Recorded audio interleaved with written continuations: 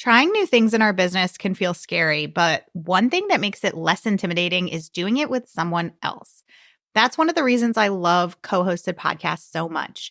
There's lots of benefits to having a co-host, and having someone with you every time you record is definitely a benefit.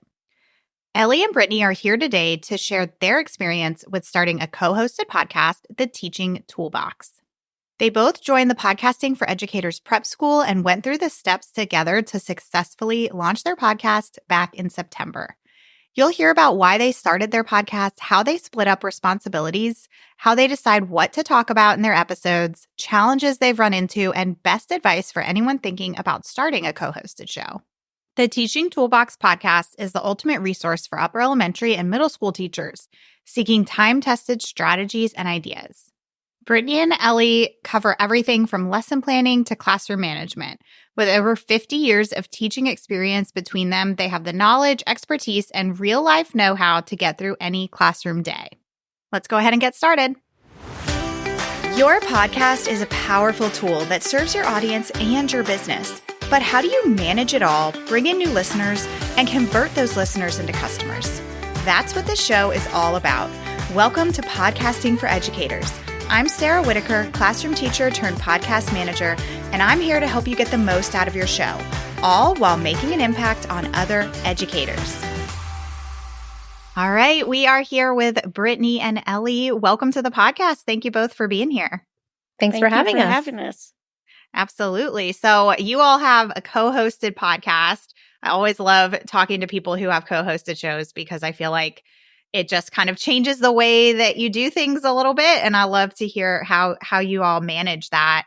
So let's get right into it. Can you all start off by just telling us a little bit about your podcast, who it's for, how often you release episodes, all that good stuff? So the Teaching Toolbox podcast is a resource for upper elementary and middle school teachers that are looking for some time-tested strategies and different ideas. So we have some knowledgeable teacher guests, and we offer teaching tips and strategies for a variety of topics, some content related, some classroom management, things like that. Anything that we decide that we'd like to talk about. Brittany, anything that you'd like to add? Not too much to that part. We do release weekly right now. We've got 50 years of teaching experience between the two of us, so we feel like we have a lot of knowledge and expertise to get us through most classroom experiences. But we both really wanted to do a podcast. I think it was on my mind for a lot longer than Ellie's. Mm-hmm. Did it take some convincing to get you on board, Ellie? It was something that was in the back of my mind. And then I saw your course and it was on sale. And I was like, I just have this feeling that I need to get it just in case or whatever. So I did. And then I messaged Brittany and I said, hey, I just bought this, just in case. Yeah. And so then she got it too. So it wasn't a ton of convincing, but I just had like this feeling at that time that it was something I should think about seriously. Yeah. Timing was right. Yeah. Yeah. And then we worked through the course together. Like we went through and met every week or so and went through the different lessons and talked about it and started planning things. And so it was a fantastic guide to be able to, get started on the right foot. Awesome. Thank you. I'm glad that you had a good experience. Yeah. I have a few people who have joined the prep school who have co-hosted shows, and they did the exact same thing that you just said. They kind of set a time every week. They would go through the content, meet up, and kind of decide, who's going to take action on what. So that's really neat. So do you all have a joint business or no? No. Okay. So how do you handle that aspect? Like, do you direct people to different resources that you have? Yeah, like depending on what that particular topic is, one of us might have a blog post or a free resource or something to send people to where the other one doesn't. And then, on different episodes, the same thing, the other person might have one. So we've got a math series for a month, and then we've got a social studies series for a month. So I'm more math and Brittany's got tons of social studies and math, but that way we can kind of break that up a little bit. Mm-hmm. Awesome. And let me back up a little bit. Tell us, I don't know if you already said this, when exactly did you start your podcast and what was like the main driver behind that? We actually started September 20th, and I know that date because it's my daughter's birthday. I started my podcast on my birthday, and I'm so glad I did because you never forget. Every year, it's easy to keep tabs on how long you've had your show. Yeah, I could have said September, but I couldn't have told you the exact date. Yeah, no, I love it. So we started September 20th. We did not have 3 episodes to release, though. We only had 2. And so we released 2, and then we put up the third one like 3 or 4 days later. So it was not, the best launch we could have done, but we wanted to get started. And so that's what we did. We had wanted to launch back in like August, but our website wasn't ready. So we had to delay things a little bit. And luckily we did because we obviously weren't ready. Things were taking a lot more time than we had thought they would. Yeah. Right. It was a lot more work than we had thought it would be. Yeah, especially I feel like when you have 2 people, you have to figure out those logistics of, okay, are we making a new website or are we each going to put it on our own website? So you ultimately decided to start a new website for the podcast. Yes. Right. Love it. And so tell us a little bit about how you all manage everything. Like, how do you split up the responsibilities that come with podcasting? Well, Brittany Ellie does. See, we interrupt each other a lot. It's hard. Yeah. Yeah. But Brittany has done a ton of the organizational work. And she says she doesn't do as much, but she does way more than me. Like, she got the website up and running. She got the logo done. She got our Airtable and our Captivate and all of that stuff organized.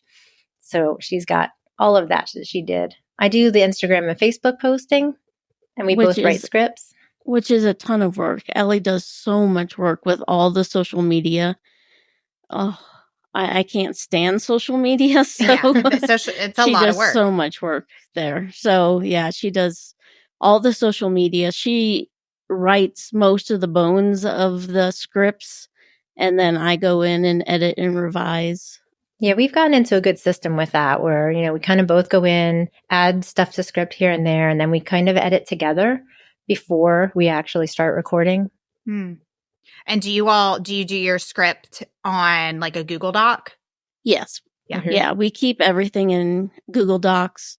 In Google Drive. We have different folders. So all of our media is in there. All of our documents are in there. Mm-hmm. Everything. Awesome. And do you have like a set recording schedule, or do you kind of just do it when you can? We used to have a set schedule. Right now, we're kind of doing it when we can, when it fits into our schedules. We're both pretty flexible since neither one of us teaches right now. We have a pretty flexible schedule, so we work it out like a week ahead of time and then schedule it when we can in the daytime. So, and we still are meeting just about once a week. So we still do record just about once a week, right? Oh yeah, definitely. Yeah, we've been in a mastermind for over 10 years. So we also meet in that mastermind once a week as well with some other people. And so we meet frequently, the 2 of us. Yeah, that's great. That's so nice to have somebody that you get to see that often in the online space. Yeah. I would imagine it's nice to have a co-host for your podcast too. Because, for sure. Yeah. So many benefits, like bouncing ideas off each other, just having somebody there with you so it doesn't feel as lonely sometimes when you're recording by yourself. Is that how you 2 met in the mastermind? Mm-hmm. Yes. Awesome. And so what about after recording? Do you all do the post-production? Do you have help that you pass it off to? How do you manage that piece? We used to take turns editing and then also creating the social media posts for that episode. And about 8 or 10 episodes in, we decided to pass the torch on to a VA manager, Janice. And Janice helps. Janice. She's so great. That's awesome. Thankfully, we both agreed on that topic. Mm-hmm. Yep. Yeah, because it was taking a lot of time, a lot more time than I had definitely planned. So right. Yeah, for sure. And I think too, especially with editing, when you're editing yourself, I think we tend to be a lot more like it's going to take more time because we are like very particular. We don't like the way that we said something. And so if somebody else can do that piece for you, you're not so picky about things. Yes. Yes. Definite lifesaver there. Yes, that's great. I was just interviewing somebody before we jumped on and she said the exact same thing. She actually has 2 podcasts and she said how she did like 2 months where she was doing everything and then she was like, okay, no, I need some help. Well, it sounds like you have a good system going in terms of like organizing everything, planning everything out. Speaking of the planning aspect, how do you all decide what topics to talk about on your podcast? We keep a running list of ideas. We used to keep it in Airtable, but we've since moved over to Asana. And so that's our new workspace. And we've got a running list of cards in Asana. Each one has an idea on it. And then when we decide to cover one as an episode, we just move it over and then add the list of things that have to be done to make it into an episode. And then just keep shifting it over through the workflow process. But whenever we think up an idea, we just add a new card. Yeah. And we think about like the challenges that we had when we were in the classroom or things that we really love doing in the classroom that we'd like to share that some people can learn from. You know, I always think about everybody knows what I know, but there are so many teachers who are newer to the field and that kind of thing. They don't know the things that we have done or the experiences we've had. So we share a lot of that. And then we also look at what teachers are posting in our different Facebook groups or Facebook groups that we're in or things that we see on Instagram and incorporate that into different episodes, things that people might want solutions to or they're looking for some feedback for. Yes, that's such a great place to look. And you're right, like turn to your own experiences. What kind of experiences did you have when you were in the classroom? What did you struggle with? Chances are people are having those exact same challenges. Do you all have a Facebook group for the podcast? We don't Not have one yet. for the podcast, but Ellie has a math group that she runs. And then I've got one specifically for 6th grade teachers. So sometimes we'll post in those groups if we're thinking about a certain topic, like we're thinking about doing one on classroom seating. And so we'll post a question in those groups about like, how do you seat your kids and get those replies and then use that in the podcast. Yeah. Yeah, I think that that's kind of another benefit of having a co-hosted show too, is that you can tap into both of your existing audiences. Yeah. Do you have a separate Instagram for the podcast or do you? We do. We have a separate Instagram and we have a Facebook page for the podcast, but not a group. Okay. So tell us now that you are several months in to having your show, how are things going? Like what's going really well and what are some challenges that you might be facing if you are having any challenges? Well, I think we both really enjoy working on the episodes, like writing and actually doing the recording and having those conversations. I think it's more fun than I thought it was going to be. I don't know, Brittany, if it's more fun than you thought it was going to be, but I'm enjoying that part of it for sure. Yeah. When we were editing, I was kind of losing my joy for it. Yeah. But now that Janice has taken that over, the fun is back. I really love just hanging out with Ellie on the mic and just sharing our experiences. And it's so much fun. It's a joy every week. One of the challenges we had, which is now gone, is the editing. Yeah. So that was fantastic to get that taken off of our plates. I do love that since we are working with Janice, we're recording farther ahead than I ever thought we would be, so that we can pass it off to her in enough time. So I think that's a fantastic aspect of it. Yes. Oh my gosh. When you can pass off that like post-production piece and you can put that time towards recording, it's so much easier to get ahead. Yeah. I never thought I would be able to get so far ahead. I've tried the whole batching technique before and I just fall flat on my face. Yeah. And so getting that far ahead now and seeing how it works, I want to try it again with my own business, with resource creation and that sort of thing, and see if I can do it again, do it properly now that I see how it works. So yeah, I love that aspect. So do you usually do like one episode a week right now for recording and you're just kind of ahead, so you're staying ahead? Usually, yeah. Occasionally we'll do 2. Yeah, I'm kind of the same way. I've never been able to like quite get batching to work for me. I kind of like lose interest when I have to do the same task over and over and over again.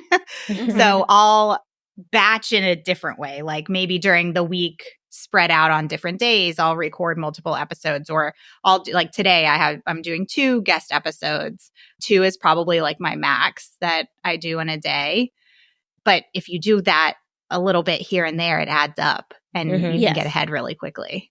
Yeah. Yes, Yeah. I think we had to do probably 2 or 3 a week for a couple weeks when we first started with her, to give her like the bank of episodes that she needed. And then since then it's just been doing 1 or so a week, and then we're just ahead. Yes. Do you do guest episodes as well? Do you bring guests on? We do. We've had 3 guests so far. Okay.